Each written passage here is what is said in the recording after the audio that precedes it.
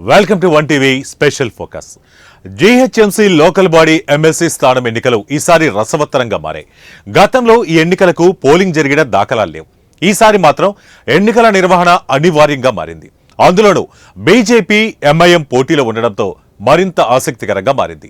గతంలో ఏ పార్టీ అధికారంలో ఉన్నా ఆ పార్టీకి మద్దతునిచ్చి ఎమ్మెల్సీ స్థానాన్ని కట్టబెట్టే ఎంఐఎం ఈసారి ఎన్నికలను ప్రతిష్టాత్మకంగా తీసుకున్నట్టు తెలుస్తోంది. మరోవైపు ఎమ్మెల్సీ స్థానం తరచూ ఏకగ్రీవమయ్యే పరంపరకు చెక్ పెట్టాలని బీజేపీ భావిస్తోంది. అసలు జీహెచ్ఎంసీ లోకల్ బాడీ ఎమ్మెల్సీ స్థానంలో గెలిచేందుకు అవసరమైన ఓట్ల సంఖ్య, బలం లేకపోయినా బీజేపీ అభ్యర్థిని పోటీలో దింపడం వెనక లోగొట్టు వ్యూహం ఏంటన్నది చర్చనీయాంశంగా మారింది.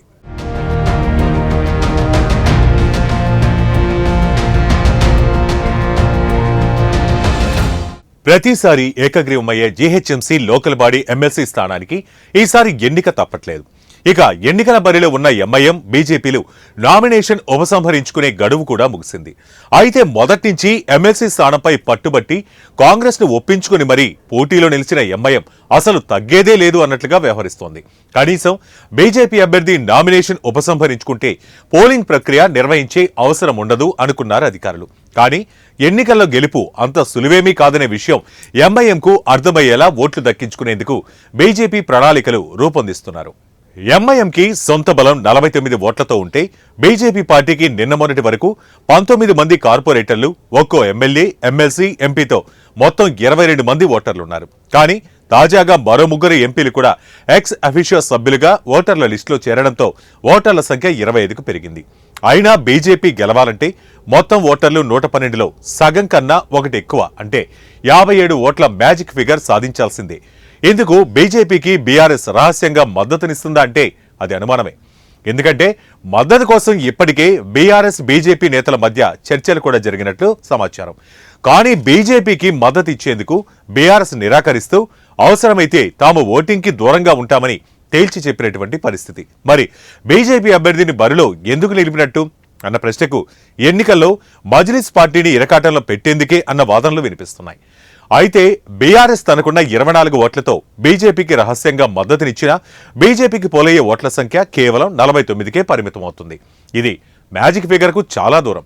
ఎన్నికల్లో విజయం సాధించకపోయినా స్థానిక సంస్థల ఎమ్మెల్సీ స్థానం ఏకగ్రీవం కాకుండా పోలింగ్ జరగాలన్న వ్యూహంతోనే బీజేపీ తమ అభ్యర్థిని బరిలోకి దింపినట్లు రాజకీయ వర్గాల్లో చర్చించుకుంటున్నారు.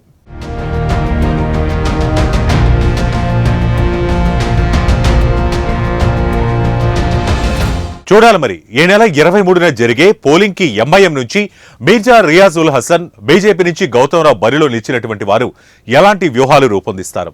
అయితే జీహెచ్ఎంసీలో 24 మంది ప్రజాప్రతినిధుల ఓట్లు ఉన్న బీఆర్ఎస్ మద్దతు కోసం బీజేపీ విశ్వ ప్రయత్నాలు చేసింది. ఈ ప్రయత్నాలు ఫలించకపోగా ఈసారి ఎమ్మెల్సీ ఎన్నికల్లో ఓటింగ్కు దూరంగా ఉండాలని బీఆర్ఎస్ నిర్ణయం తీసుకుంది. మరోవైపు బీజేపీ ఖచ్చితంగా గెలుస్తామంటూ ధీమా వ్యక్తం చేస్తుంది. అసలు గెలుపు కోసం కాషాయ పార్టీ ఎలాంటి ప్రణాళికలు అవలంబించబోతోంది? గెలుపుకు కావలసిన మ్యాజిక్ ఫిగర్ ఓట్ల సంఖ్య 57ని ఎలా చేరుకుంటుంది?